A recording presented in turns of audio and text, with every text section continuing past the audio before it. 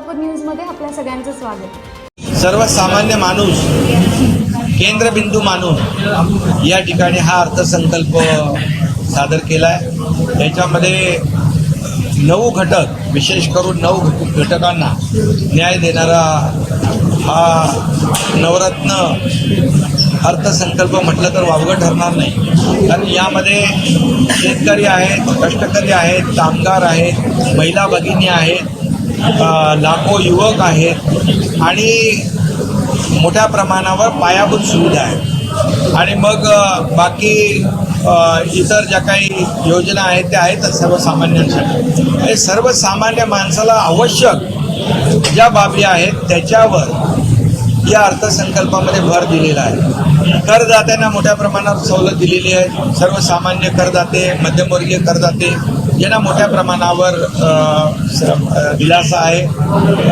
जे 50,000चं डिडक्शनचं 75,000 मर्यादा वाढवली आहे। त्यामध्ये देखील मोठ्या प्रमाणावर जवळपास 17,500 रुपये प्रत्येकाला वर्षाला त्याचा फायदा होईल। आणि ज्या ज्या बाबी आहेत म्हणजे सर्वसामान्याला जीवनावश्यक बाबी आहेत, म्हणजे 80 कोटी लोकांना 5 वर्ष मोफत रेशन दिलं। त्यामध्ये 3 कोटी लोकांना नवीन पंतप्रधान आवास योजना, त्यातली 1 कोटी जी आहेत ती शहरी भागामध्ये योजना करतील, त्याच्या PM आवास योजना।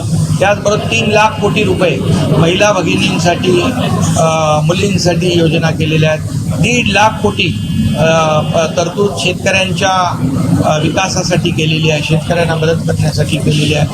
आणि मोठ्या प्रमाणावर पायाभूत सुविधा ज्या आहेत त्याच्यावर देखील 3 लाख कोटी रुपये याची तरतूद केलेली आहे। आणि एकंदरीत आज जर आपण पाहिलं तर ज्या इतर योजना आहेत त्या योजनांमध्ये देखील जे सर्वसामान्य माणूस रोजचं हाताळतो, रोजच्या जीवनामध्ये त्याला ज्या काही गोष्टी लागतात त्याच्यावर देखील फोकस केला आणि त्यावर ते कर देखील कमी केलेले आहेत। काही औषधं आहेत कॅन्सरवरची जी त्याच्यामध्ये देखील सवलत दिलेली आहे।